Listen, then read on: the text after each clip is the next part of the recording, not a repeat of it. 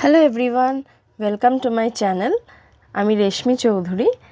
আজকে আপনাদের সাথে শেয়ার করব একটা হোমমেড বেবি অয়েল।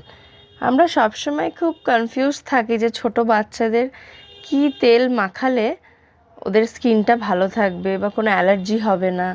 তো দেখুন, এখানে আমি নিয়ে নিয়েছি একটা থালাতে নিম পাতা, কাঁচা হলুদ আর কালো জিরে। আর একটা প্যানে নিয়ে নিয়েছি খুব পিওর একটা মাস্টার্ড অয়েল, সর্ষের তেল। এবার এক এক করে আমি দেখুন নিম পাতা, হলুদ, কালো জিরে সর্ষের তেলের মধ্যে ঢেলে দেব। আমি এখানে ঘানির সর্ষের তেল ইউজ করেছি। আপনাদের যদি ঘানির তেল আপনারা জোগাড় না করতে পারেন, তাহলে আপনাদের কোনো যেখান থেকে আপনারা খুব ভালো সর্ষের তেল পান সেখান থেকে সর্ষের তেল নিতে পারেন। তা আমার কাছে ঘানির তেলটা অ্যাভেলেবেল থাকে, তাই আমি এটাই ইউজ করছি।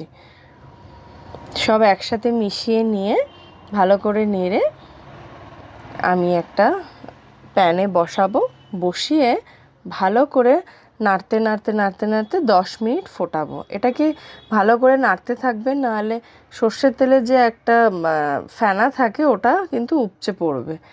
এবার দেখুন আমার ওটা রেডি হয়ে গেছে। ভালো করে ঠান্ডা হয়ে গেলে ছেঁকে নেবেন। ছেঁকে নিয়ে এই তেলটা আমি রেডি করেছি।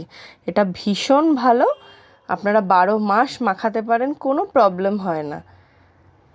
তা আপনাদের যদি আমার ভিডিওটা ভালো লাগে, প্লিজ আমার চ্যানেলটাকে লাইক আর সাবস্ক্রাইব করবেন। আর আমাকে কমেন্ট বক্সে অবশ্যই জানাবেন আপনাদের উপকার হলো কিনা।